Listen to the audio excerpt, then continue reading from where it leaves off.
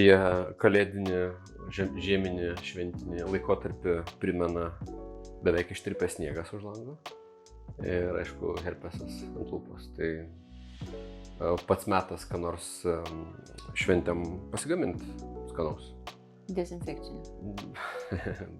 Labiau gal keliančio nuotaiką ir gydančio iš vidaus, negu kad iš išorės. Tai pirmą kokteilį, kurį siūlau paragauti, yra... Paklausk mane, su kuo kalėdas asocijuoja? Klausiu, su kuo asocijuojas kalėdas? Su mandarinais, su cinamonu, su gvazdikėliais, su aguonom, su silke, su kepta višta, su grybais,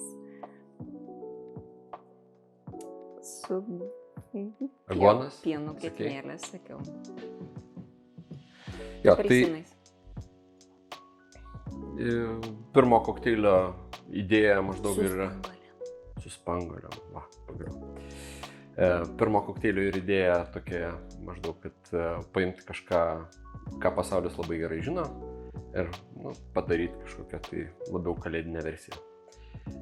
Kalba eina apie kalėdinį Cosmopolitan, Christmas Cosmopolitan. Visam pasauliui tinkama. Visam pasauliui tinkama, tie, kas žiūrėjo serialą Seksas ir miestas, vienapūrinių herojų, ištisai maukdavo Cosmopolitaną, klasikinį,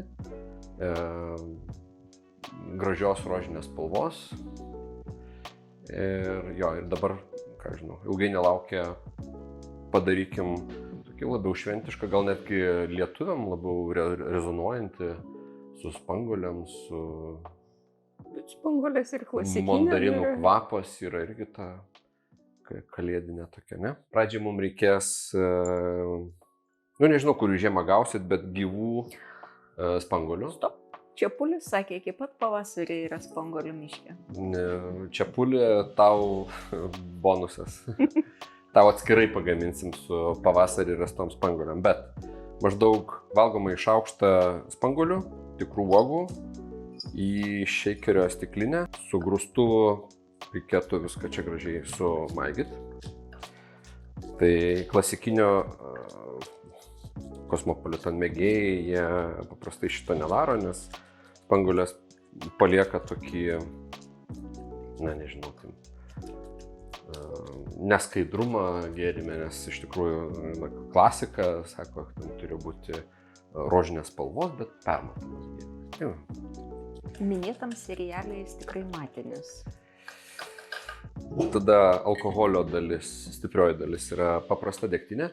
Tie, kas žino, kaip gaminti klasikinį Cosmopolitan, ten eina citrusais arba citrinom paskaninta degtinė, čia yra paprasta. Jeigu dėsit citrininę, viskas bus gerai, aš manau. Bet šį kartą čia toks neutralumo šiek tiek. 30 ml. Man atrodo, klasikiniam Cosmopolitan santykis yra didesnis. Ar daryk kada klasikinį Cosmopolitan? YouTube'o žiūrovams ne, bet galbūt pat laikas. Ir iš klasikinio Cosmopolitan ateina poreikis įpilt Cointreau. Šitam kokteiliui irgi labai gerai priduos lietuviško kalėdinio jausmo. Apelsinai, mandarinai, čia į tą pusę, čia yra apelsinų likėjas. Mandarinai su apelsinais skirtumas. Man į tą pačią pusę. Klementinai, pingvinai irgi. Pingvinai, jūrų liūtai, ruoniai, orkos yra vienas ir tas pats gyvūnas. Iš esmės, tai lygiai taip pat su 20 ml užteks. Saldus likeris, tai daug ir nereikia. Tai tau Tado Ivanausko formo žaibas trenks į šoną. Labai gerai, mes mylim žaibus, ypatingai iš Tado Ivanausko. Ir kalėdiškai visiškai uždarysim gėrimą kokteilį su falernum likeriu. Niekas nežino, kas yra falernum. Tai aišku, kad niekas nežino, todėl mūsuose jis nėra labai paplitęs. Čia gal trumpa istorija apie Karibų salyną, kuriam žmonės po kolonizatorių invazijos pradėjo gaminti romą iš cukranendrių ir gamybos procese daug atliekų būdavo. Tai Paprastai jas išmesdavo, bet kažkas sugalvojo, kad reikia pasilikti kažką tenai, kad nebūtų labai baisu gert, pridėdavo prieskonių. Prieskoniai irgi su karibais asocijuojasi dėl... Tai va, ne? Asocijuojasi. Taip, iš tų laikų, kai Europa labai mėgo prekiauti skaniais prieskoniais ir ne tik, tai kažkas Kuboje ar kažkur apylinkėse sumanė, kad pridėjus visokių skanių dalykų, dar pridėjus cukraus, galima gauti tokį silpną 11% likerį, kuris šiaip mano skoniui pats vienas beveik negertinas, tikrai per saldus ir per intensyvus, bet kaip prieskoniai į gėrimus labai gerai įsipildo. Kodėl tiesiog ne prieskonių dėsi? Nežinau, čia reikėtų paklausti. Pasaulis priėmė tokią versiją, mes irgi tokią priėmėm. Daug nepilsim, 10 ml.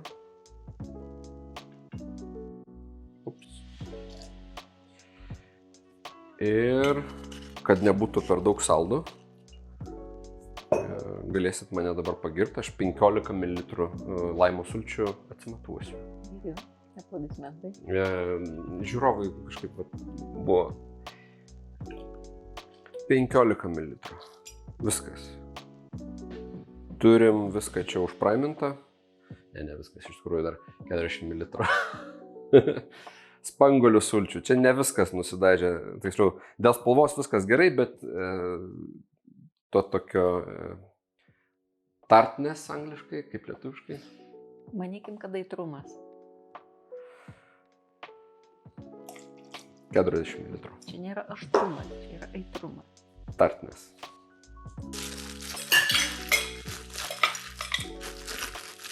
Tart cherry yra aitrioji vyšnia, tart taste yra aitrus skonis. Nu, tai belieka sušeikint. Ruoškit kokį anekdotą. Nes čia aš užtruksiu.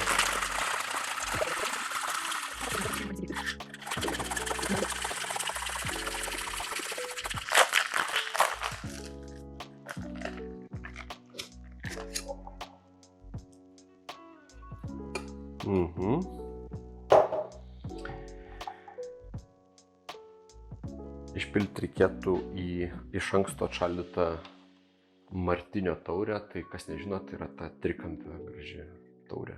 Minutė.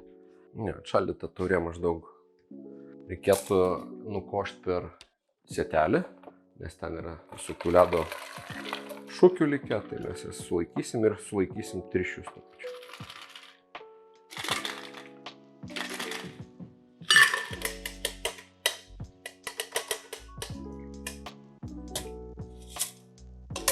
Nu, kokteilis viduj, belieka priduoti paskutinį žiemos akcentą, šakelę rozmarino ir turim Christmas Cosmopolitan. Kaip maža eglutė. Maža eglutė, kvepia kaip spygliuotis ir cheers. Kūčiukų nedėsi į vidų? Pagal skonį kūčiukai gal ir netiktų. Bet jeigu norite išgąsdinti savo svečius iš užjūrio, aš manau, sueitų ir panašiai nesąmonė. Man pirmos natos yra spanguolės. Aš manau, čia jos turėtų dominuoti. Tai jo, silkės nedėjom. Kitam kartui. Labai gerai. Kaip per kalėdas viskas yra saldu, čia yra nesaldu.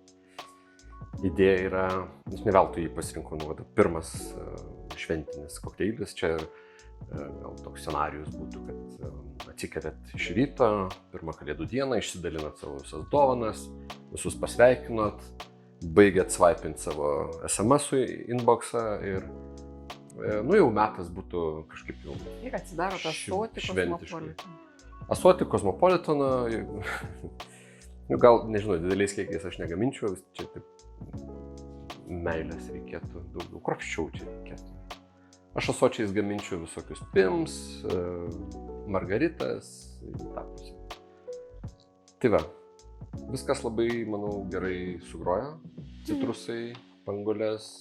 Lyginant su klasikiniu Cosmopolitanu šitas yra silpnesnis. Dėl to, kad dar mažiau degtinės. Kiti alkoholiai į silpnesnę tokią pusę. Tai va, skanus, pirmą dieną. Pradėkit nuo raudonų Cosmopolitan. Very nice.